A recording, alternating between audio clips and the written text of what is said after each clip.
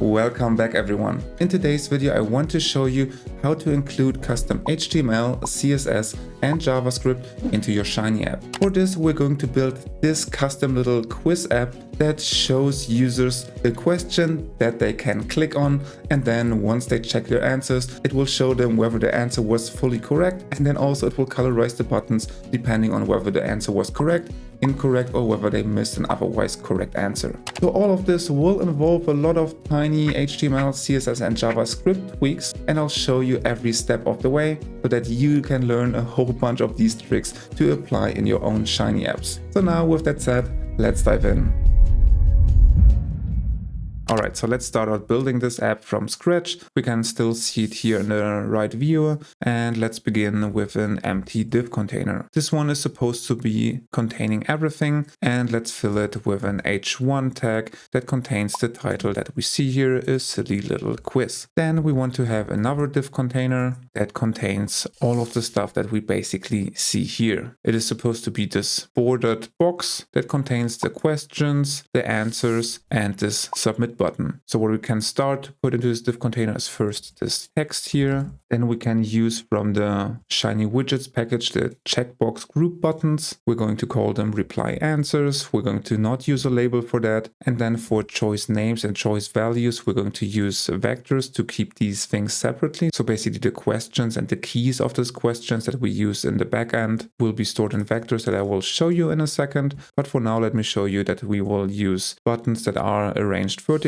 just like we see here, and we want to make sure that they have a width of 100% so that these buttons here, they fill the whole width. Now we can generate these vectors here, namely the replies names vector is just the vector full of these questions, or rather of these answers, and then the technical values for that will be inside of this vector here. So basically this answer corresponds to this technical value. And now what we can also add is an action button that we call button check, and it will display the text check answers just like we see here. So with these things set, let's try to execute this and see what we have here. It doesn't actually look quite like what we want to have in the end, but this goes to show how a lot of things are just different styles. But fundamentally, the full logic of this app, or rather the full elements of these apps, are just this. And now we just have to apply a whole bunch of CSS to make things look nicer. So let's start out to change the stuff that is inside of the question response part. Let's actually wrap this into another div container. Fundamentally, this doesn't change anything, but now we can start to apply some styles to these different containers. Inside this innermost container, let's say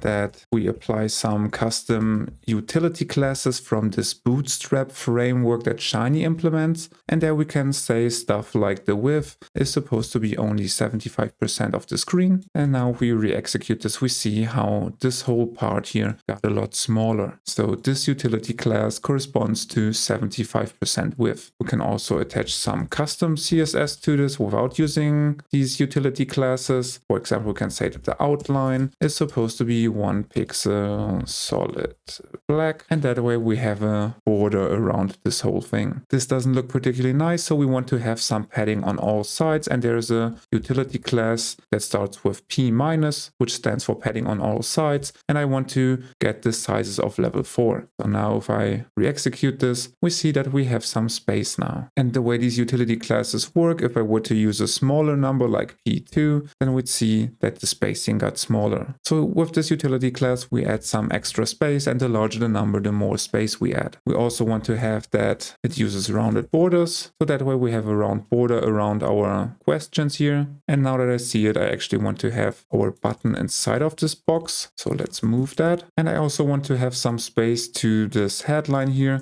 So let's also stick in a class of P4 here to add some more padding. This looks better. Let's also use auto margins on this inner div container, and that way this thing is center aligned. And to make things nicer, let's add a shadow, and that way you see there is some shadow below the box, but we actually can make the shadow even larger using the shadow LG utility class, and now the shadow is even a bit stronger. So as you can see with these utility classes here, you can do a whole lot of stuff without a lot of effort. And the way this works is documented in the documentation of Bootstrap, which is the design framework that Shiny uses under the hood. And in there you can find a whole bunch of utility classes for all kind of different purposes. For example, here I'm showing you the utility classes for spacings, and there it is described what is the system behind the notation for these utility classes. It is always property, followed by the sides, followed by the size. And for the property you can use either a margin or padding denoted by M or P. For the sides you can use these abbreviations here to indicate whether you want to have margins on the left or right, top or bottom, or possibly at both left and right or top and bottom. And then when you pick a size like we've done here,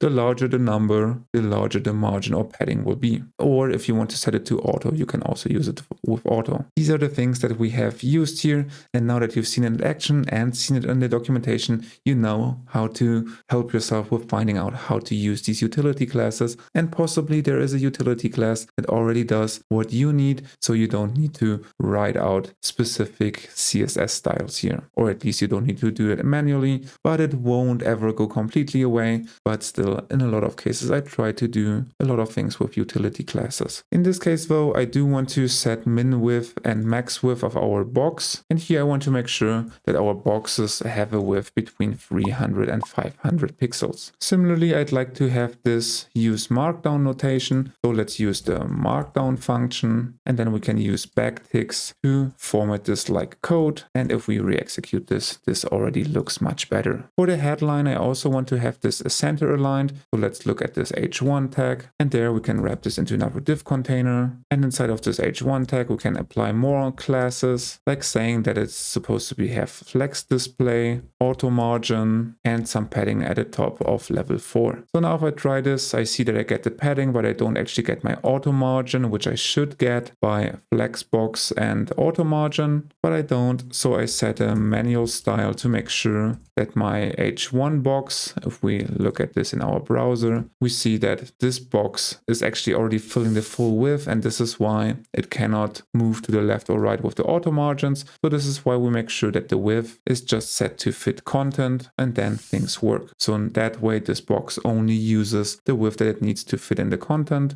So that's why we put this in here. So now if we execute this, our app already looks a bit nicer. Similarly, I want to have my button on the right here. So that's why I stick this action button into a new div container. And then I say that this action button is also supposed to get a specific utility class. Namely, it is supposed to get the margin at the start auto class. And that way things don't change yet. But that's because these auto margins often only work in flex boxes. So this is why we set this class to display flex. And now we see that the margin was automatically chosen so that the margin at the start is maximal. If we were to use MX instead of MS here, then we'd see that things are center aligned, because then the margins on the left and right are chosen automatically and both together have been maximized. But here I don't want that, so let's just use margin start, and that way things look nicer. So now let's think about these buttons here. If we look at this in our browser, we can check out the source code, and there we see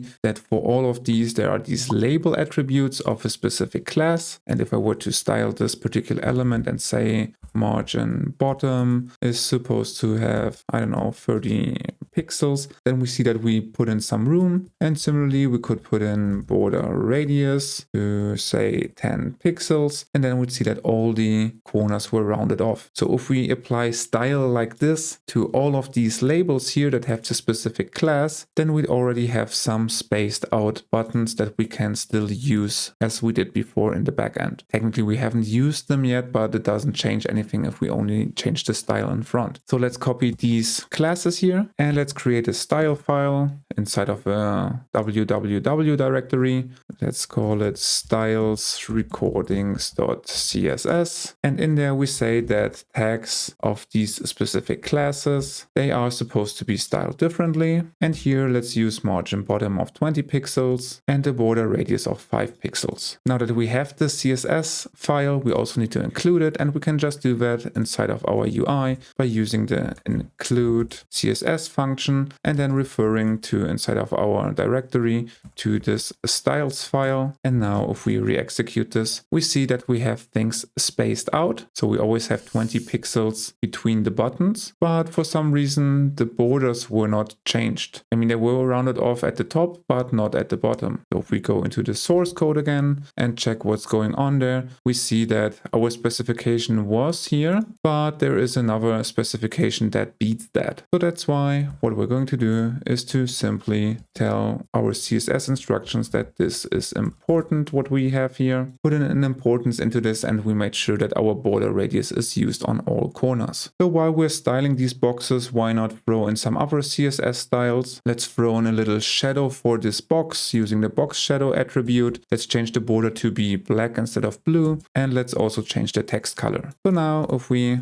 re-execute everything, things look a little bit nicer. But now I'm kind of bothered about this color here. This blue doesn't fit into my theme. So what I do here is to check where this color is coming from. And then if I look for our background, this is probably the one thing that governs this blue here. I see that it is governed by a variable called BS button active background. And with this BS prefix, I know that this also comes from Bootstrap, which means that there is a Bootstrap style variable that I can just override to make the changes happen for me. And in our case, these active buttons are just specified via the primary color inside of the Bootstrap color scheme. So inside of our page fluid function, we can just set our theme to a specific Bootstrap theme that uses a different primary color. So let's do that. Let's put in theme and say that the primary color is supposed to be this hex code here. And now if we try this and click on this, this doesn't yet work. And here the solution was to simply restart my session, because sometimes this Bootstrap theme caches stuff, it seems, and then things don't update immediately.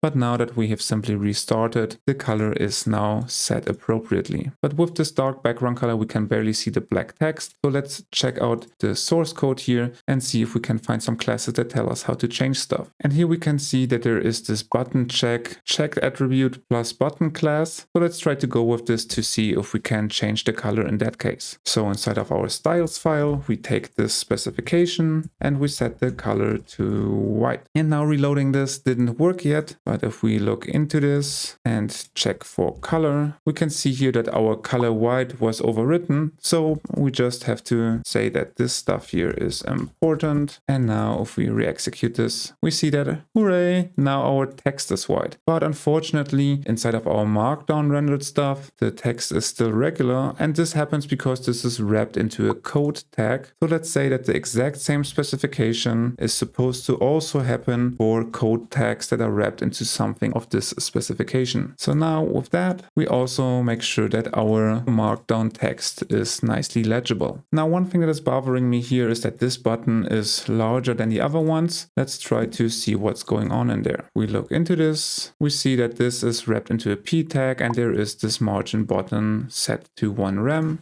If we use margin bottom and set this to 0 pixels, then everything is as it should be. So let's try to make sure that all p tags that are wrapped into a label of this class don't have any margin bottom. Let's throw this in here. This is actually exactly the same thing as this one here. And there we say that if there is a p tag wrapped into this, margin bottom is supposed to be 0 pixels. And now if we execute this, everything looks nice. So now with this spacing fixed, I think that the button here is actually quite far away from this lower button here. I'd like to have equal spacing everywhere. So let's try to fix this. Let's see where this extra space is coming from. If we look into this and go outside this area, we see here that this has some extra spacing because there is some margin after the last button. But on top of that, there is another set of spacing that comes after this, indicated here by this orange area. And here we can see that it comes from this class called form group. So if we were to put this to 0 pixels, everything looks like I want. But I don't think it's wise to set this form group to 0 pixels everywhere. So let's just take this and wrap this thing here into another div container and specify an ID for this. Let's call it reply_area. And then we can say that all div containers of ID reply area that have a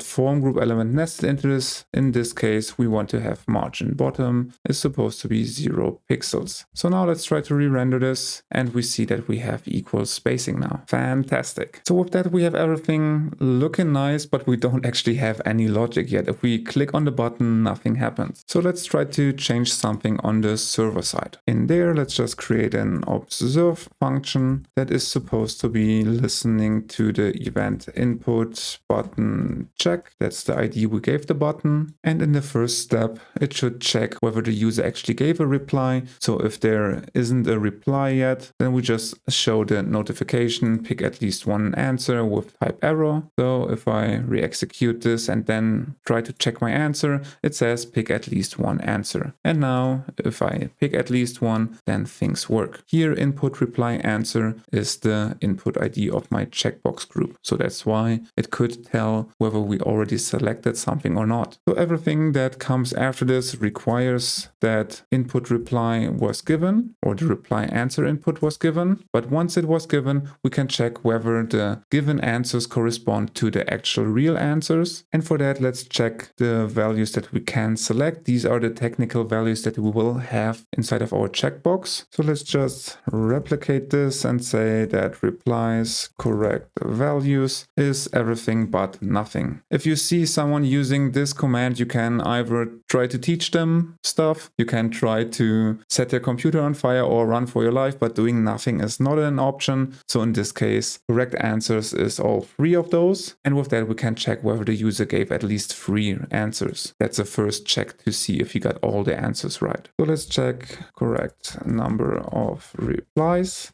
That's to say, check that the length of input reply answer is the same as the length of replies correct values. And then as a next step, we can check whether all answers were correct by checking whether the number was correct and if all the replies correspond to all the correct values. Here I'm also using sort to make sure that the technical values are sorted on both ends to make sure that we don't get wrong results just because these values were sorted differently. So let's just throw in a simple if-else statement if all the answers were correct or not. And if everything was correct, we show a nice alert from the Shiny Widgets package that simply says, hooray, everything was great, and it is of type success. And in the other case, we show an alert that is of type error that says it isn't fully correct. So now if we re-render our app, we still get a notification that you have to pick an answer. And if we pick one, then we get, oh no, this is not fully correct. But if we pick all 3 correct answers, then we get an hooray, we answered everything correctly. But it would be nice if the user later gets feedback on what is actually correct, even if he doesn't get the correct result in the first try. So that's why I wanted to add some colors for the correct answers and some other color for the incorrect answers and yet another color / pattern for the correct answers that were not picked. And for that, we have to actually modify our CSS classes of this button at runtime. What I want to happen is that once the button is clicked, then some extra classes that say correct or incorrect are added to all of these buttons. And then in the CSS, we can just style these different classes differently. So that's the idea here. So after these alerts were shown, we also have to throw in some code that modifies CSS classes of the elements that we have here. And for that, we actually need to run some JavaScript. Let's open this up in our browser and see that we can actually use some console here. For example, we could use the command document query selector all, find all labels of these classes. And then if we check out these labels, we see here that we have 4 elements in here and all of these elements correspond to our buttons. So what we want to do basically is to use, say, the first one, check out the class list, which would give us all the classes. And then this class list can add extra stuff. And there we could say add the class correct reply. And then if you check out this class list here, you see that there is another correct reply in there. And you can also see this in the source code. There is this extra class correct reply. So basically we have to loop through all of these things and assign the correct class based on what we know is the correct answer. So what we have to do is to use the Shiny JS package to run JavaScript from inside of our server. And the first thing that we have to run is to get all of these labels followed by more JavaScript code that adds these classes using the command that we've just seen. Basically, we have to put in some other JavaScript code after this. We have to concatenate a lot of text to assemble JavaScript code. And the way to do that is to, for our reply values, check which one is supposed to be correct by checking whether each entry here is inside of this vector. So back here we can say that the classes for our replies depend on a specific condition, namely whether the corresponding value is inside of the vector of allowed or correct values. If that is the case, the class is correct reply, and in the other case it is incorrect reply. So if I were to just execute this code here, we'd see that I just get a vector of 4 saying whether it is the incorrect or correct reply. With this information, I can create this JavaScript command that adds these specific classes to each entry. Namely, I use the glue function to target the labels that we specify here, or that we specify in our code later on. We will run this after we run that. And there we say, okay, get the current entry and add to the class list the following class, depending on what is in here. So if you execute this part, you see that you get exactly what we want. For the first entry, you get correct reply. For the second entry, you also get correct reply. The third label gets incorrect reply, and so on. But these are 4 separate ones. We want to have them all concatenate together. So we use the string flatten function to make one string out of this. And because they're all concatenated using these semicolons, it's still valid JavaScript code. So that's why we can paste this stuff here together, and using collapse and setting it to an empty string, we get one large string that first executes this command that defines the labels or the labels variable. And then for all of these in the list, we add the correct class to this. So with that, if we open this up and then give some answers, we see that we still get our message back. But now that we ran this once, we see that we actually don't have the correct and incorrect reply inside of our code yet. And the reason why this doesn't work is because you first have to enable shiny.js by use a shiny.js function inside of the UI somewhere. I always forget this, so this is why I'm used to finding this error. But once you include this and then try to redo everything, you now see that you have these classes inside of your labels now. So now what you can do is to assign different CSS styles to these classes. So for the checked buttons that are of class correct reply, we just use this green background color. So if we select one of the correct answers and check our answers, then after this the correct answer is labeled and all the others are not labeled yet, because here in our styles we've only said that we just look at the ones that we actually clicked on that were checked and the one that also got the correct reply class. All the other labels still remain unchanged. Similarly, we can do the same thing for the incorrect reply. So if we rerun this and we don't select any of the incorrect answers, then we still only see green. But if we restart this and also select one of the incorrect answers, then we see that this currently is labeled as green, and that's because we never changed the color here. So let's just throw in this red color in here, and now we see that this is colored in red. Okay, so now what about the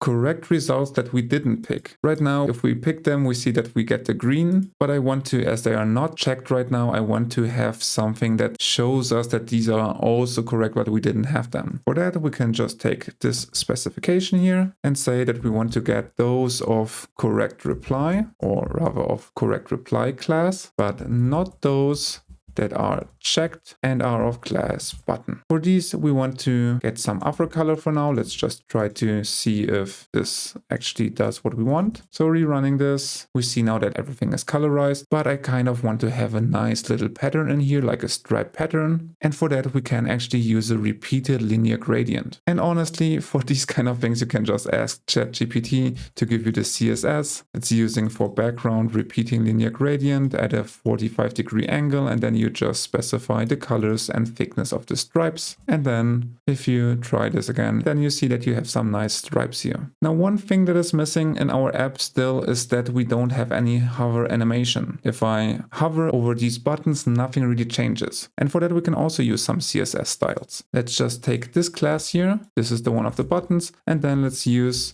the hover attribute, and there we can say what is supposed to happen on hover. And there we can just say translate this by 0x pixels and -2y pixels. So now if I do, as I hover over it, everything kind of snaps into it, but I kind of like to transition it a bit or to ease it a bit. And for that, we can in here throw in transitions. Namely, we can just stick in a transition and say that all attributes that can be transitioned are supposed to transition using some cubic Bezier easing. And now if we try this, we see that this thing moves a little bit slower. That's kind of nice. And now let's check out our result. So if we pick something that isn't fully correct, we get our error notification. And now if we finally check all the correct answers, we get a hooray, and we have a nice slick looking app. And we have mostly used custom HTML, CSS, and even a tiny bit of JavaScript to do so. Holy moly, I know there were a lot of moving pieces in this, and I hope that I was able to explain every step of the way. Feel free to let me know in the comments what your favorite HTML and CSS trick was and what kind of trick you'd like to see next. Also, if you want to learn more about HTML and CSS, I do have a web development for our video series that you should check out next. There I focus on a lot of specific HTML and CSS things. And now, with all of that said, I say thank you for watching, and I will see you next time.